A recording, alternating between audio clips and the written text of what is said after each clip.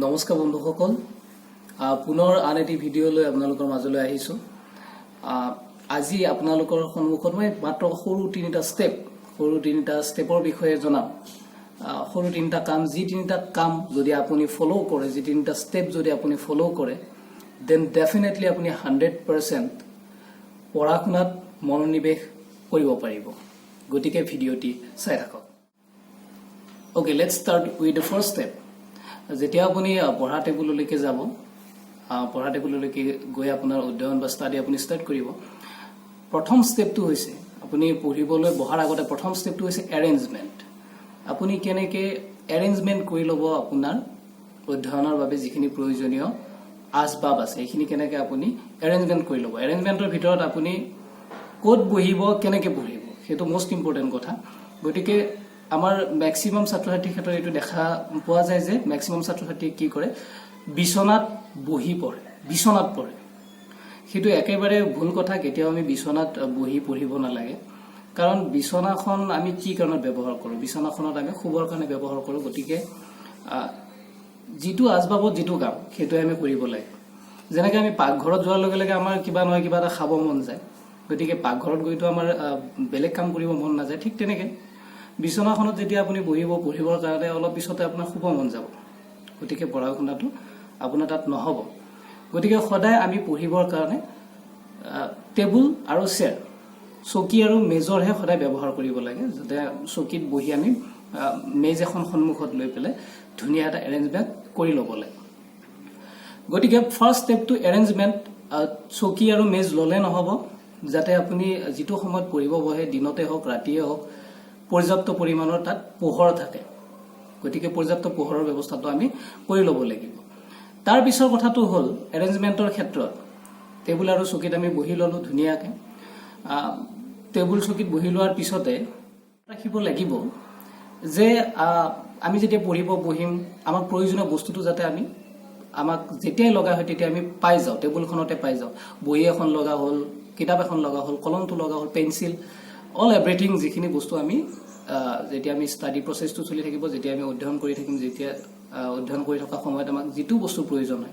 পানীৰ বটলটোৰ প্ৰয়োজন হ'ব পাৰে আপোনাৰ বা আপোনাৰ চেলো টেপটোৰ প্ৰয়োজন হ'ব পাৰে আঠাটোৰ প্ৰয়োজন হ'ব পাৰে এই গোটেইখিনি বস্তু যিখিনি স্কেল পাতৰ প্ৰয়োজন হ'ব পাৰে এই গোটেইখিনি বস্তু আমি সহজতে পোৱা অৱস্থাত টেবুলখনত এৰেঞ্জ কৰি থ'ব লাগে যাতে আপোনাৰ হঠাৎ এনেকুৱা হ'ল যে মোক হঠাৎ স্কেল পাত লগা হ'ল স্কেল পাত লগা হোৱাৰ লগে লগে যাতে আপুনি বিচাৰোতে স্কেল পাত মানে পাই যায় নহলে আমাৰ এনেকুৱা হয় যেতিয়া আমি পঢ়ি থাকো আমাৰ ষ্টুডেন্ট বিলাকে পঢ়ি থাকে হঠাৎ এনেকুৱা হয় যে অংকৰ বহিখন মই বিচাৰিয়ে পোৱা নাই ক'ত গ'ল বহিখন বিচাৰিব যাওঁতে আমাৰ পঢ়াখিনি এটা ব্যাঘাত জন্মি যায় তাৰ পিছত আমাৰ পঢ়িব মন নোহোৱা হৈ যায় ঠিক তেনেকৈ কিতাপ বিচাৰি নাপাওঁ আমি কেতিয়াবা এনেকুৱা হয় আমাৰ স্কেটছ পেনডাল বিচাৰি নাপাওঁ মাৰ্কাৰডাল বিচাৰি নাপাওঁ গতিকে গোটেইখিনি বস্তু যিখিনি আমাৰ প্ৰয়োজনীয় সেই গোটেই প্ৰয়োজনীয় বস্তুখিনি টেবুলখনৰ ওচৰতে সহজতে যাতে আমি পাওঁ তেনেকৈ আমি এৰেঞ্জমেন্ট কৰি ল'ব লাগে কাৰণ যদি আমি যেতিয়া অধ্যয়ন কৰি থাকিম পঢ়া-শুনা কৰি থাকিম অলপমানো খেলি মেলি আহি যায় ন মনোযোগটো আমাৰ ব্যাঘাত জন্মিবই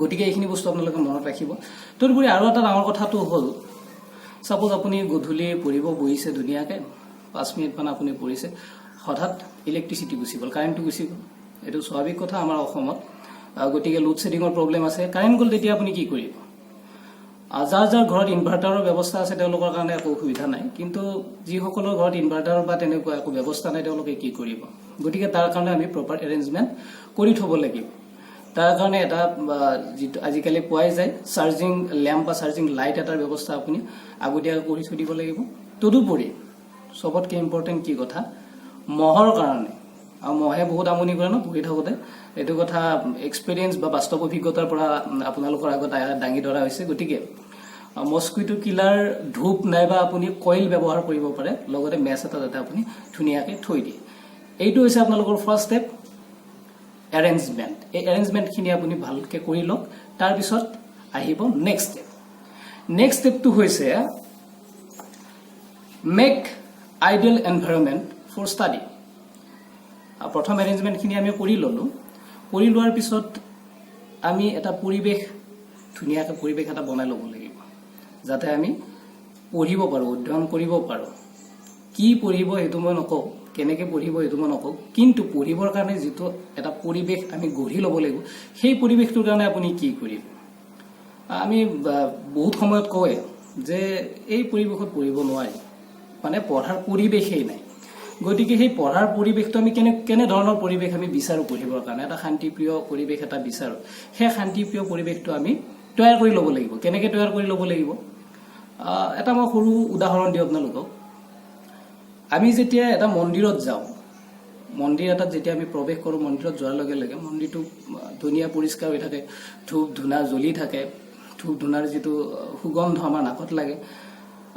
যেতিয়া মানে শংখ বাজে, তাৰপিছত আপোনাৰ দবা বাজে, তেতিয়া আমাৰ কি হয়, এটা আধ্যাত্মিকতা ভাৱটো আমাৰ ভিতৰৰ পৰা অট'মেটিকেলি আহি যায়। মন্দিৰত যোৱাৰ লগে লগে এনেকুৱা লাগে কমপ্লিট মানে এটা পবিত্ৰ ফিল, এটা পবিত্ৰ অনুভৱ আমাৰ মনত জাগি উঠে। পবিত্ৰতা, কমপ্লিটলি পবিত্ৰতা গোটেই মনত আমাৰ হৈ যায়। এনেকুৱা লাগে যেন আমাৰ একো প্ৰব্লেম নাই, একো দুখ কষ্ট যন্ত্ৰণা অলপ সময় আমি পাহৰি থাকোঁ। কিয় পাহৰি থাকোঁ? সেই মন্দিৰৰ পৰিৱেশৰ কাৰণে। সেই মন্দিৰৰ পৰিৱেশত আমাৰ মূৰ দুখ খাই যায় ভগৱানৰ ওচৰত। গতিকে ঠিক তেনেকৈ আমি যদি এটা পঢ়াৰ পৰিৱেশ বনাই ল'ব লাগে, পঢ়াৰ পৰিৱেশ বনাই ল'বৰ কাৰণে আপোনাৰ পঢ়া কোঠাটোত সোমোৱাৰ লগে লগে পঢ়িবলৈ আপোনাৰ মন যাব লাগিব। অট'মেটিকেলি আপোনাৰ ৰুমটোত সোমোৱাৰ লগে লগে এনেকুৱা লাগিব, অট'মেটিকেলি আপুনি টেবুলখনৰ ওচৰত বহিব মন যাব লাগিব। সেই মনটো কেনেকৈ যাব? কেনেকৈ আমি গঢ়িম সেই পৰিৱেশটো? সেই পৰিৱেশটো গঢ়িবৰ কাৰণে আপুনি কিছুমান কাম কৰিব পাৰে, সৰু সৰু কাম, সৰু সৰু ষ্টেপ কিছুমান। আপুনি আপোনাৰ ৰুমটোৰ চাৰিওফালে ৱালত কিছুমান চাৰ্ট আঁৰি থ'ব লাগে। কেনেকুৱা চাৰ্ট আপুনি আঁৰিব পাৰে? ধৰক পিৰিয়ডিকেল টেবুলে হওক, পিৰিয়ডিক টেবুলৰ হওক, আপোনাৰ মেথছৰ কিছুমান ফৰ্মুলা হওক, বা হিষ্টৰিকেল যিবিলাক আপোনাৰ ডেটছ আছে, ঐতিহাসিক যিবিলাক তাৰিখ আৰু ঘটনা, সেইবিলাকৰ আপুনি সুন্দৰভাৱে তালিকা বনাই আপোনাৰ পঢ়া টেবুলৰ সন্মুখত লগাব পাৰে, বা ওচৰৰ দেৱালত বা ৱালত আপুনি লগাব পাৰে। তাৰোপৰি চবতকৈ ইম্পৰ্টেণ্ট বস্তু হ'ল মটিভেশ্যনেল কিছুমান কোটছ, যিটো আমি অসমীয়াত ক'ব গ'লে প্ৰেৰণাদায়ক উক্তি, প্ৰেৰণাদায়ক কিছুমান বাণী ধুনীয়াকৈ আপুনি লিখি, আৰ্ট পেপাৰত লিখি, স্কেটছ পেনেৰে লিখক, খুব সুন্দৰকৈ লিখক, লিখি আপুনি পেষ্ট কৰি থ'ব পাৰে ৱালত, যিবিলাকে আমাক অনুপ্ৰেৰণা যোগাব। যেতিয়া আমি টেবুলৰ ওচৰত বহিম, পঢ়িবলৈ আমি বহিম, সেই যাতে বাণী শাৰী আমি চাই মটিভেট হ'ব পাৰোঁ। গতিকে তেনেকৈ আপুনি এনভাইৰনমেণ্টটো বনাই ল'ব পাৰে। তদুপৰি এটা পিচফুল এনভাইৰনমেণ্টৰ কাৰণে, এটা শান্তিপ্ৰিয় এনভাইৰনমেণ্টৰ কাৰণে, শান্তিপ্ৰিয় এটা পৰিৱেশৰ কাৰণে এইটো বস্তু আপুনি সদায় এনচিয়ৰ কৰিব যাতে ওচৰৰ কোঠালিটোতে টিভি বাজি নাথাকে, টিভি বা তেনেকুৱা চাউণ্ড যাতে আপোনাৰ নাহে, এটা শান্তিপ্ৰিয় পৰিৱেশে বিৰাজ কৰে, সেই বস্তুটো আপুনি প্ৰত্যেক মুহূৰ্ততে লক্ষ্য কৰিব। Next moves to the third step. এতিয়া আমি তৃতীয় ষ্টেপটোৰ বিষয়ে আপোনালোকৰ আগত ক'ব বিচাৰিছোঁ। দুটা ষ্টেপ আপোনালোকক ক'লোঁ। তৃতীয় ষ্টেপ, সৰু সৰু ষ্টেপ আপোনালোকে ফ'ল' কৰিবৰ কাৰণে যত্ন কৰিব। থাৰ্ড ষ্টেপটো হৈছে প্লেনিং। বাকী আমি এৰেঞ্জমেণ্ট কৰি ল'লোঁ, এৰেঞ্জমেণ্টৰ পিছত এনভাইৰনমেণ্ট এটাও বনাই ল'লোঁ আমাৰ সুবিধাৰ অৰ্থে। থাৰ্ড, আমি প্লেনিং কৰিব লাগিব, কি পঢ়িম, কেনেকৈ পঢ়িম। কি পঢ়িম, কেনেকৈ পঢ়িম, এই বস্তুটো প্লেনিঙৰ ক্ষেত্ৰত মই এটা কথা কওঁ, আমাৰ প্ৰায়বোৰ ছাত্ৰ ছাত্ৰীয়ে কি কৰে, এখন ৰুটিন বনাই লয় যে এনেকুৱা 1 ঘণ্টা এনেকৈ পঢ়িম, 1 ঘণ্টা অসমীয়া পঢ়িম, নেক্সট ঘণ্টাটো মেথছ পঢ়িম, তাৰপিছত ছায়েন্স পঢ়িম। এনেকৈ সকলোৰে একোখন ৰুটিন থাকে, কিন্তু ৰুটিন ফ'ল' নহয়, মেক্সিমাম ক্ষেত্ৰত ফ'ল' হোৱা দেখা নাযায়। গতিকে ৰুটিন বনাব নালাগে মোৰ বোধেৰে।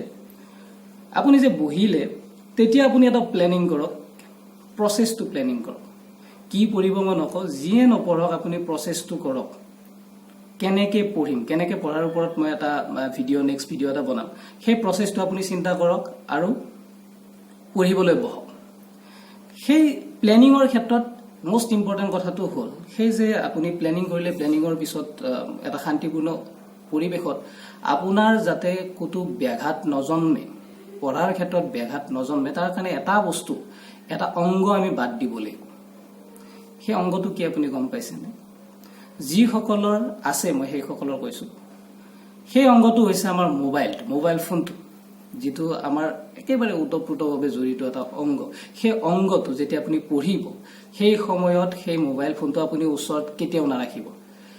আপুনি যিখিনি সময় পঢ়ে, আধা ঘণ্টা পঢ়ক, 1 ঘণ্টা পঢ়ক, যি নপঢ়ক 2 ঘণ্টা পঢ়ে, সেই সময়খিনি মোবাইলটো আপুনি সুইচ অফ কৰিব অফ কৰি মোবাইলটো চাৰ্জত দিয়ে কৰবাত থৈ কিন্তু আপোনাৰ ওচৰত নাৰাখিব ওচৰত ৰাখিলে কিন্তু আপোনাৰ পঢ়া নহব মোবাইলটো ওচৰত ৰাখি আপুনি 10 ঘণ্টা পঢ়ক আৰু মোবাইলটো দূৰত থৈ আপুনি আধা ঘণ্টা পঢ়ক আধা ঘণ্টা পঢ়িলে আপোনাৰ বেছি ফলপ্ৰসূ হ'ব গতিকে এই তিনটা ষ্টেপ সৰু সৰু ষ্টেপ আপোনালোকৰ আগত মই দাঙি ধৰিলো এই তিনটা ষ্টেপ আপোনালোকে ফলো কৰিব আৰু ফলো কৰাৰ পিছত মই ভাবো নিশ্চিতভাৱে আপোনালোকৰ এটা পঢ়াৰ প্ৰতি মনোযোগ আহি যাব আৰু পঢ়িবলৈ মন যাব ধন্যবাদ আৰু যদি ভিডিওটো আপোনালোকৰ ভাল লাগিছে নিশ্চয় আপোনালোকে শ্বেয়াৰ কৰিব আৰু চেনেলটো সাবস্ক্ৰাইব কৰিব ধন্যবাদ